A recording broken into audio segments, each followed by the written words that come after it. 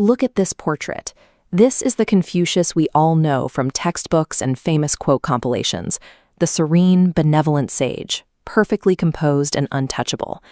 This animation illustrates a puzzle. Sima Qian's Shiji organized history into 3 tiers: emperors, territory-ruling kings, and everyone else.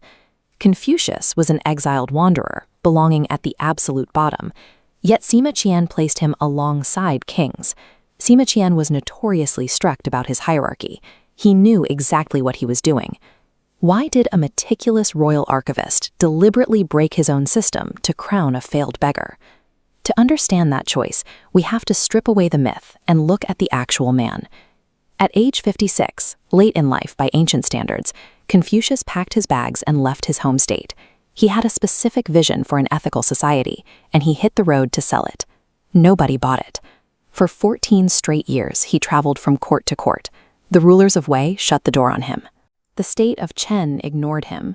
The king of Chu found him mildly amusing, but ultimately useless.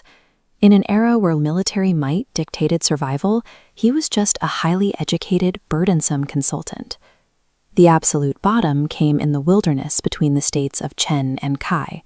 Provisions ran out. His entourage was entirely cut off.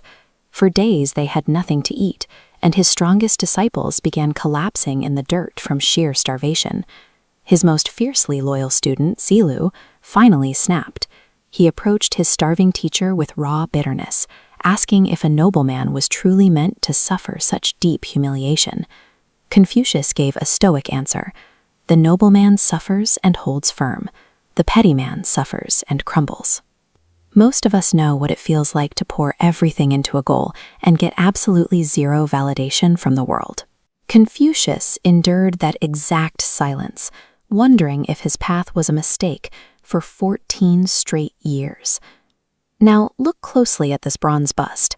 It embodies the crushing, absolute authority of the Han Dynasty imperial court. This was Sima Qian's world. As the grand historian, he held a prestigious, protected position right beside the emperor, until he spoke out of turn. When a general named Li Ling was forced to surrender to enemy forces, the entire court demanded execution. Sima Qian stood alone and defended the general, stating the facts. The emperor was enraged. The punishment was immediate and horrifying. Sima Qian was sentenced to castration. In ancient China, losing your physical integrity was a shame infinitely worse than a death sentence. It meant permanent social ruin. He chose to endure the mutilation anyway. He swallowed the humiliation and stayed alive, purely because his historical records were unfinished. Sima Qian's writing became a bridge between 2 eras of suffering. Granting the rank of king to an exile, the historian codified a new definition of power. It belonged to the spirit that refused to snap, even when the world tried breaking it. Sima Qian's Confucius is a man of visceral reactions, someone who allowed the world to see his edges through moments of extreme tension and grief. Take the siege at Kuang. While traveling, Confucius and his students were suddenly ambushed and surrounded by a violently angry armed mob. It was a case of mistaken identity, but the threat was immediate. The disciples panicked, entirely consumed by the chaos. What you're looking at is a guiqian, a traditional stringed instrument. In the middle of this terrifying standoff, Confucius sat down, pulled out an instrument just like this, and began to play. He calmly told his terrified students that if heaven wanted their cultural mission to die, they wouldn't have survived this long. He played until the mob dispersed. The second event happened years later. Remember Zilu, the student who snapped during the starvation? Zilu was eventually killed in a violent political uprising. His enemies didn't just execute him, they chopped his body to pieces, turning it into pickled meat. When Confucius heard the news, he didn't offer a detached, philosophical proverb about the cycle of life. He wept openly, and he completely shattered every single jar of pickled meat in his home. He never touched the food again. His greatness lay right there, in his absolute refusal to hide his fear or his grief behind a mask of forced enlightenment. Look at this quiet, isolated mound of earth. Confucius died at 73. By any conventional metric of his era, he failed. His political ideals were ignored.